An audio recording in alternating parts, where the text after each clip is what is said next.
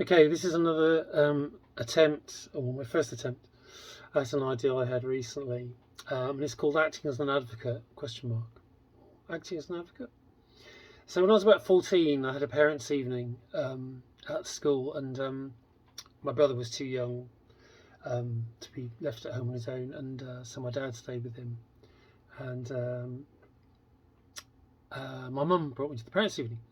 My mum was Dutch. When she was 10 years old, the Germans invaded her little market town in the south of Holland, and she didn't have very much education at all between 10 and 16. It appears that the education of the children in invaded countries was not central to the aims of the Third Reich. I think they were more concerned with world domination was more their thing.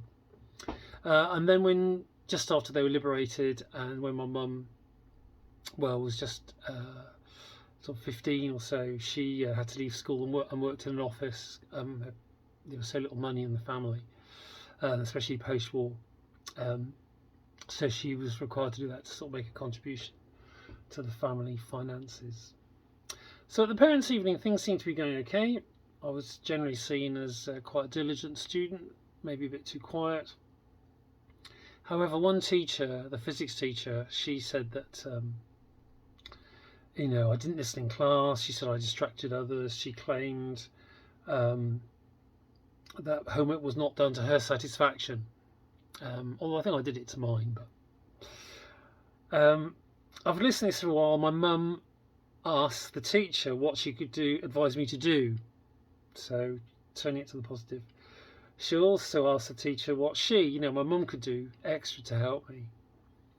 And impressively, she asked the teacher what she would be doing in the future. This last question seemed to flummox the physics teacher a little bit.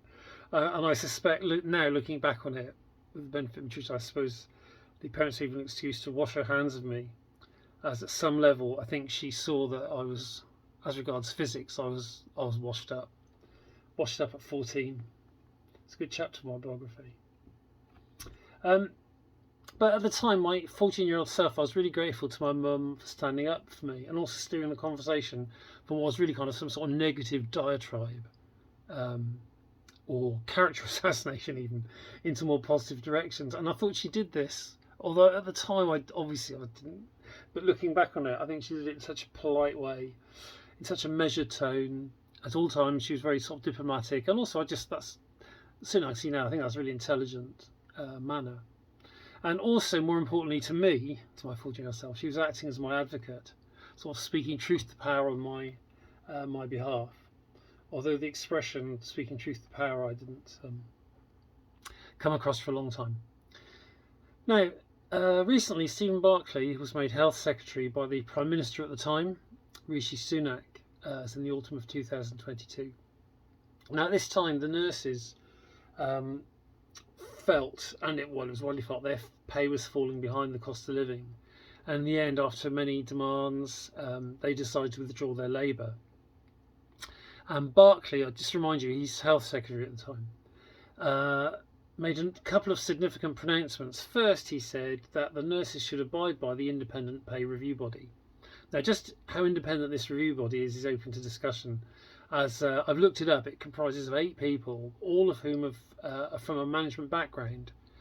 2 had been managers in the NHS. And so I guess, as I say, a non-representative group can't, produce a good pay report. But it just made me wonder who the hell's representing the nurses there. At no point, as far as I know, did he express any sympathy for the nurses' plight as regards pay. In fact, he wouldn't see it as a plight. And in a way, I see that as really honest. I'd much rather, if he doesn't care about their pay, that he's kind of honest about it. I think it's better than pretending. But that's just my view. So then the second announcement was he said that the NHS didn't really need more funding anyway. They kind of need just a bit more efficient, I suppose. I did think this might be a good time to remind him that one of his predecessors, Matt Hancock, had spent over £700 million on PPE that wasn't fit for purpose. I understand it's now mouldering in a warehouse somewhere. So looking at this from the nurse's perspective, it feels to me as if they could expect the health secretary to act as their advocate in this. It might well be, they might expect Barclay to be representing them to the Chancellor and the Prime Minister and making the case for why they should have more money, as opposed to making the case for he seems to think they don't deserve more money, and also hiding behind the independent review body. So all this made me consider, or maybe wonder, if someone educated at King Edward VII School, Lytham St Anne's, Cambridge University, a graduate of the College of Law, Chester, Stephen Barclay, I wondered if he could learn something about acting an advocate from a Dutch lady with little education, no career, no social advantages.